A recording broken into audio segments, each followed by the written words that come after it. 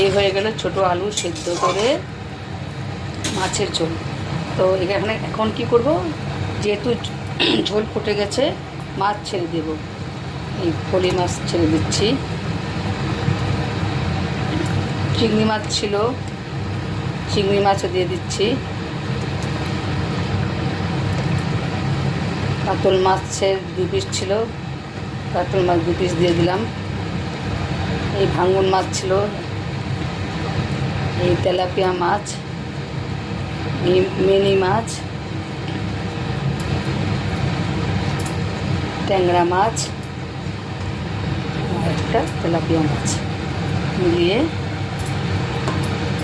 অনেক মাছ হয়ে গেল ছোটো আলু দিয়ে মাছের ঝোল।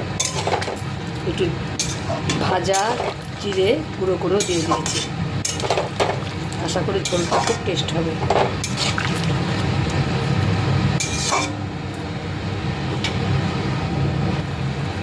মাছের ঝোল সেদ্ধ হয়ে ফুটে গেছে অনেকটাই। এখন ধনেপাতা ছড়িয়ে দিচ্ছি।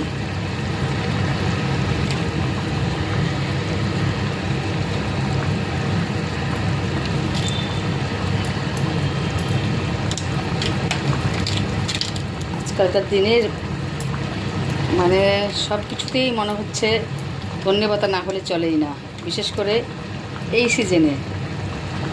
এখনও ঠান্ডা পড়েনি, কিন্তু আমরা তো সারা বছরই ধনেপাতা আনি। এই হয়ে গেল ছোটো আলু সেদ্ধ করে মাছের ঝোল।